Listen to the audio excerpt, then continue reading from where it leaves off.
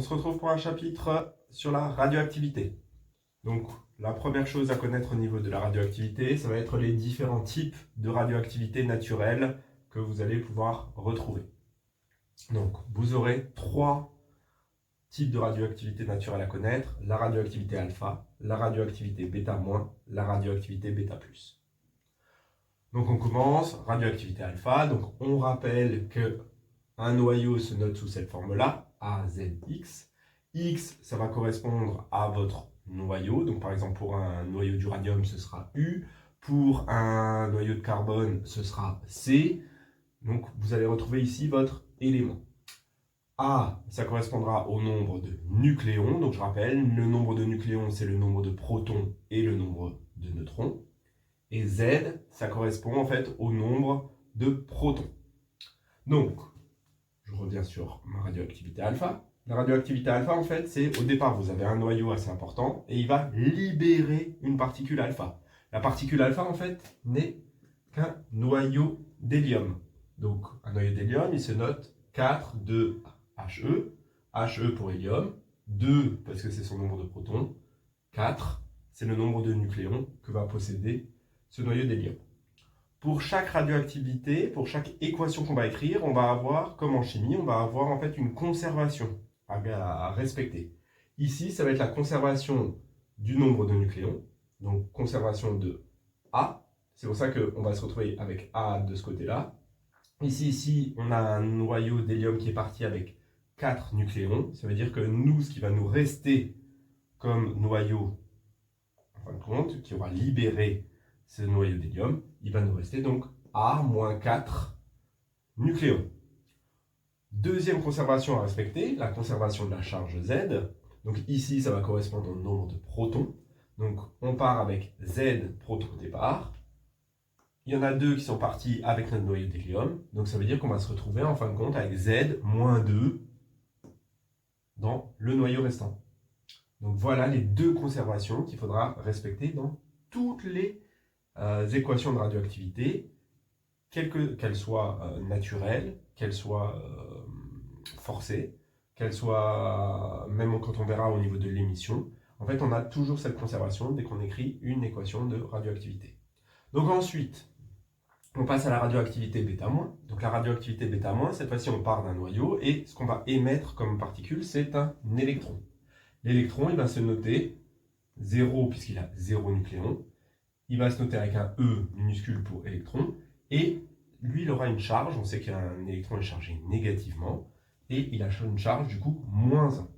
Donc ça veut dire qu'en fait, on va partir à nouveau d'un noyau qu'on va noter noyau type, donc AZX. Ce qu'on va avoir, c'est conservation du nombre de nucléons. Donc ce qu'on va récupérer, c'est un nouveau noyau qui aura le même nombre de nucléons. Par contre, il aura augmenté son nombre de protons de 1. Donc c'est pour ça qu'on va passer à Z plus 1 pour équilibrer ici avec le -1.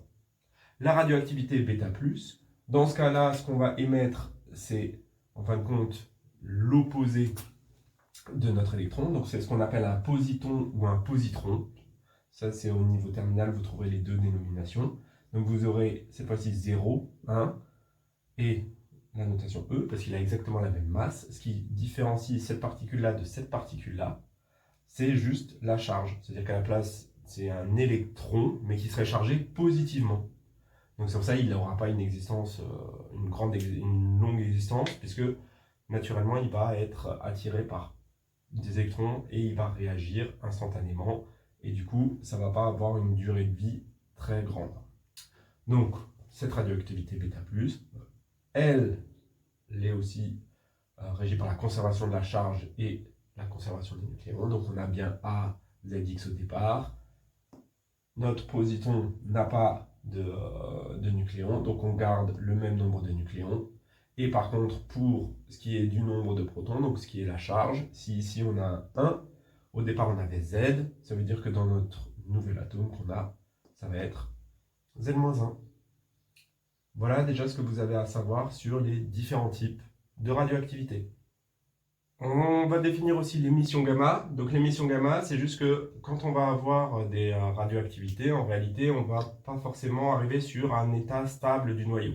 Donc en fait, on peut arriver sur des états de noyaux qui sont en fin de compte excités. C'est-à-dire qu'en fait, ils ont bien le bon nombre de nucléons, ils ont le bon nombre de protons, mais ils vont posséder plus d'énergie que leur état le plus stable. Donc à un moment donné, ils vont pouvoir se désexciter.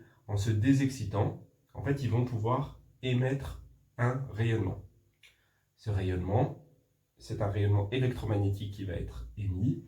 Du coup, on note en fin de compte juste l'état excité avec l'étoile. Ça veut juste dire que celui-ci possède plus d'énergie que celui-là. Il redescend dans un état stable. Il émet un rayonnement gamma. Mais du coup, nous, ce qu'il faut qu'on retienne, c'est que ça existe. C'est pour ça qu'on ne met pas directement de radioactivité. C'est vraiment plus dans l'émission qu'il peut y avoir pour passer d'un état excité à un état plus stable. Par contre, on remarque que même quand on écrit ce genre de réaction, on va avoir conservation du nombre de nucléons, conservation de la charge Z. Voilà pour l'émission gamma.